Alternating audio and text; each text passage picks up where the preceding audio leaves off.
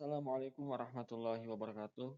Selamat datang pada mata kuliah Desain Perancangan Multimedia. Pada pertemuan ketujuh, kita akan membahas materi yang sangat penting dalam perancangan multimedia tentunya, yaitu storyboard dan flow multimedia.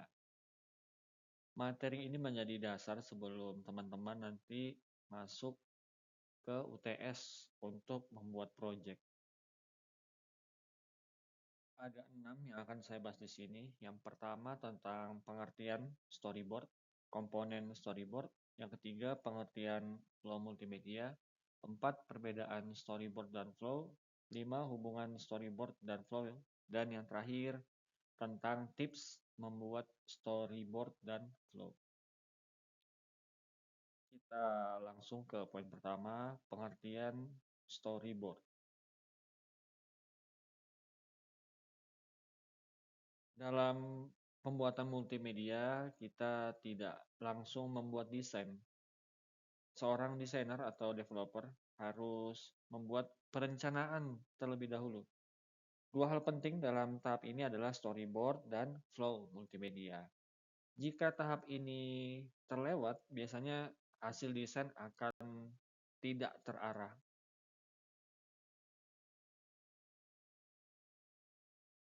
Storyboard adalah gambaran visual atau sketsa dari tampilan aplikasi atau multimedia. Storyboard bisa dianggap sebagai rancangan awal sebelum desain dibuat menggunakan tools seperti Canva atau Figma. Storyboard membantu kita membayangkan seperti apa tampilan sistem yang akan kita buat nanti. Tujuan storyboard dibuat ada beberapa, yakni pertama, untuk merancang alur cerita atau alur sistem. Kedua, memvisualisasikan ide desain. Ketiga, mempermudah proses pengembangan multimedia. Keempat, mengurangi kesalahan dalam proses produksi. Jadi, storyboard membantu tim dalam memahami konsep produk sebelum produk tersebut dibuat. Storyboard juga memiliki beberapa fungsi penting. Yang pertama adalah memvisualisasikan ide. Kedua, mempermudah proses desain. Yang ketiga, menghindari kesalahan saat pembuatan sistem. Dan yang terakhir adalah sebagai panduan bagi tim pengembang. Tanpa storyboard, desain cenderung tidak terarah, seperti yang saya sebutkan sebelumnya. Kita lanjut ke poin kedua, komponen storyboard.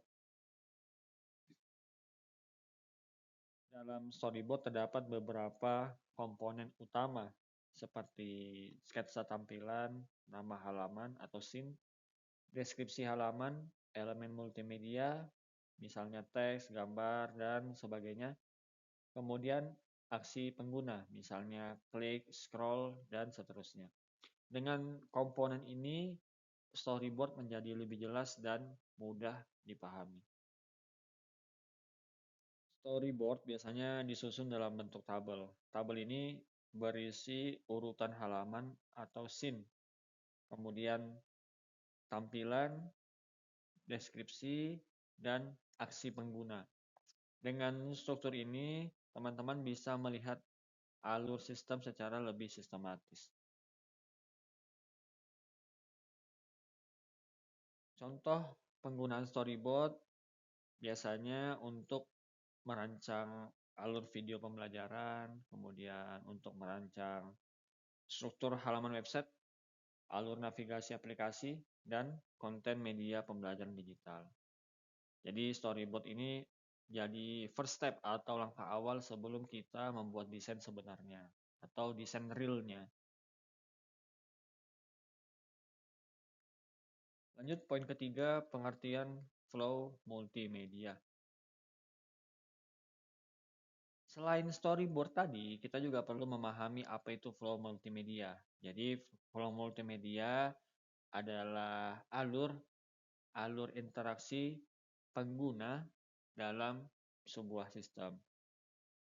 Flow ini menjelaskan bagaimana pengguna berpindah dari satu halaman ke halaman lainnya. Keempat, perbedaan storyboard dan flow. Storyboard dan flow memiliki perbedaan, yakni storyboard itu fokus pada tampilan, sedangkan flow fokus pada alur. Keduanya saling melengkapi dalam proses perancangan multimedia. Jadi misalnya storyboard menjawab apa yang ditampilkan, nah, flow menjawab bagaimana pengguna berpindah. Flow multimedia biasanya digambarkan dalam bentuk flowchart atau diagram alur. Bisa juga dalam bentuk user journey. Dengan flow ini kita bisa mengetahui apakah alur sistem sudah logis atau belum. Contoh alur misalnya dari home ke menu, ke detail, kemudian kembali, dan kembali lagi ke home. Sebagai contoh, dalam aplikasi pembelajaran, alurnya bisa dimulai dari halaman home, kemudian memilih materi, melihat konten, mengerjakan kuis, dan melihat hasilnya. Alur ini harus jelas supaya pengguna tidak kebingungan. Poin 5, hubungan storyboard dan flow. Storyboard dan flow harus dibuat secara bersamaan. Flow menentukan alur, sedangkan storyboard menentukan tampilan. Jika salah satu tidak dibuat, maka dampaknya desain bisa menjadi tidak konsisten. Sebagai studi kasus, misalnya kita membuat aplikasi belajar online. Nah, kita harus menentukan flow-nya terlebih dahulu. Setelah itu baru membuat storyboard untuk setiap halamannya. Misalnya tampilan home, tampilan materi, tampilan video, tampilan kuisnya dibuat. Ada beberapa kesalahan yang sering dilakukan. Misalnya langsung membuat desain tanpa perencanaan, kemudian tidak membuat flow, atau storyboardnya tidak jelas. Nah, inilah yang menyebabkan aplikasi sulit digunakan oleh pengguna. Poin 6, tips membuat storyboard dan flow.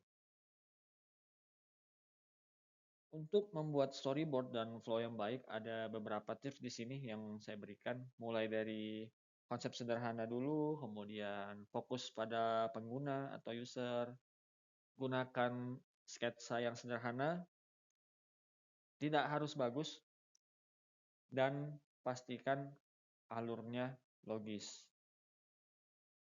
Dan yang terakhir, konsisten antar halaman. Tugas pertemuan 7. Untuk tugas pada pertemuan ini, teman-teman coba membuat flow multimedia dan storyboard minimal 5 scene. Tugas ini akan menjadi dasar untuk proyek UTS. Temanya bebas, misalnya mau aplikasi pembelajaran, website informasi, media promosi digital, silahkan. Kemudian kumpul di Google Classroom. Baik, itu saja untuk materi pada pertemuan ke-7 mata kuliah desain dan perancangan multimedia. Silakan pelajari materi yang telah diberikan dan kerjakan tugas yang sudah diberikan juga. Jika ada pertanyaan, silakan dituliskan melalui kolom komentar di Google Classroom. Terima kasih yang sudah menyaksikan materi ini sampai selesai. Semoga bermanfaat. Wassalamualaikum warahmatullahi wabarakatuh.